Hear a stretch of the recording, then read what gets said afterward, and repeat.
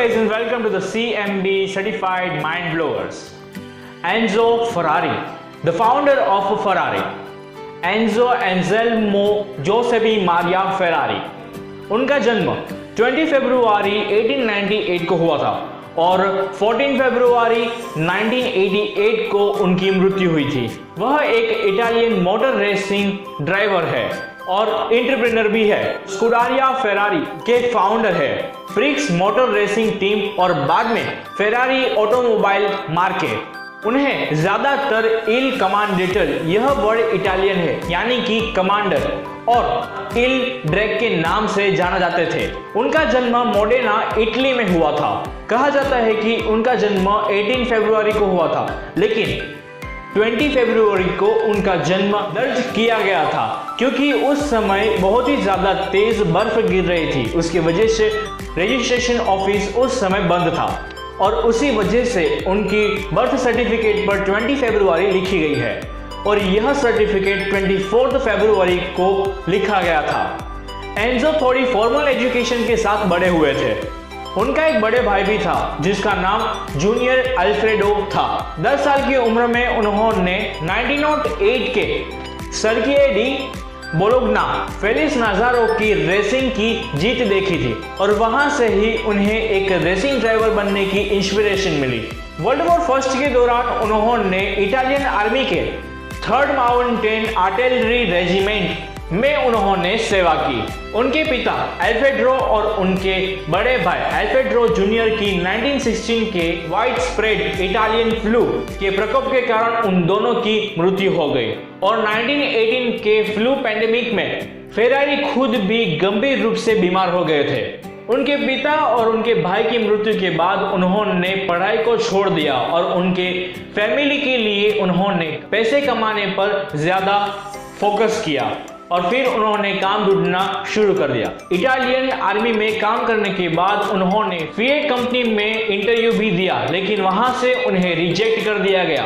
फिर वह मिलान में ही कोस्टुजियोनी मैकिना नाजियाली नाम की एक छोटी कार बनाने वाली कंपनी में उन्होंने काम किया और वहां पर उन्हें टेस्ट ड्राइवर के लिए अपॉइंट किया गया था। कुछ समय तक वहां पे काम करने के बाद उन्हें 1919 में एक कार रेसिंग ड्राइवर के रूप में उन्हें प्रमोशन मिला और अपने चाइल्डहुड सपने को सच करने के लिए वह इस रेसिंग ट्रैक पर चल पड़े। 1920 में वह अल्फा रोमियो में शामिल हो गए और 1924 में पेशकारा में कोपो एगो में उन्होंने अपनी पहली कार रेसिंग को जीता। 1925 में उनके एक फ्रेंड जो उनके साथ रेसिंग में शामिल थे, उनकी कार रेसिंग में एक्सीडेंट की मौत होने के बाद फरारी का कॉन्फिडेंस पूरी तरीके से टूट गया था और फिर उन्होंने 1927 तक कोई भी रेसिंग में पार्टिसिपेट नहीं किया। लेकिन फिर उन्होंने 1929 में एक अपनी रेसिंग टीम की स्थापना की जिनका नाम उन्होंने स्कूडेरियो फेरारी रखा।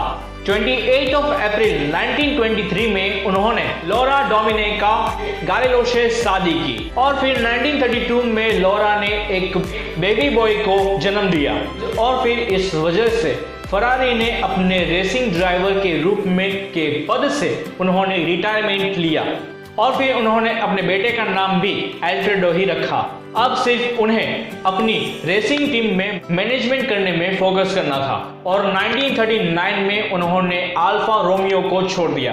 अपने होम टाउन मोडेना में अपनी खुद की कंपनी ऑटो एवियो कोस्टोजियोनी शुरू की और 1940 में उन्होंने 2 कार को मैन्युफैक्चर किया जिनका उपयोग उन्होंने मिगालिया में किया जो एल्बर्ट अस्करी और लोटारियो रंगोनी के द्वारा संचालित था। वर्ल्ड वॉर 2 के कारण उन्हें उसी वर्ष मोडेना से मारानेलो तक अपने वेंचर को स्थानांतरित करना पड़ा। 1947 में उनका अल्फा रोमियो के साथ अपना एग्रीमेंट खत्म हुआ और फिर तुरंत ही उन्होंने फेरारी SPA की स्थापना की और उस समय उन्होंने सबसे ज्यादा रेसिंग कार को निर्माण किया। उनकी पहली car the first Ferrari budget car 125 sports powered by 1.5 litre V12 engine और फिर 12 मार्च को एंजो फरारी ने पहली बार इस कार को रोड पर उतारा और फिर उन्होंने कई सारी रेसिंग कार्स बनाए और उन्होंने कई सारी रेसिंग भी करवाई। 1952-53 में उन्होंने रोड कार्स बनाना भी शुरू किया। जब से उन्होंने कार्स बनाना शुरू किया था, तब से फरारी ने अपने लोगो में एक घोड़े के प्रतीक को उपयोग कर रहे थे। यह फरारी का लोगो उनके close friend the famous Italian fighter plane pilot Francesco Baracca ने बनाया था। तब से वह इसी लोगो का इस्तेमाल कर रहे हैं। तो ये थी थोड़ी सी इंफॉर्मेशन एंजो फरारी के बारे में और फरारी की हिस्ट्री के बारे में। तो अगर आपको यह वीडियो अच्छा लगा हो तो प्लीज़ जाके लाइक कर दीजिए, शेयर कर दीजिए और अगर नए हो तो सब्सक्राइब कर दीजिए और बेल आइकन को दबाना ना भूलें ताकि हमारे आगे की वीडियोस की नोटिफिकेशन आप लोग को मिलती रहे।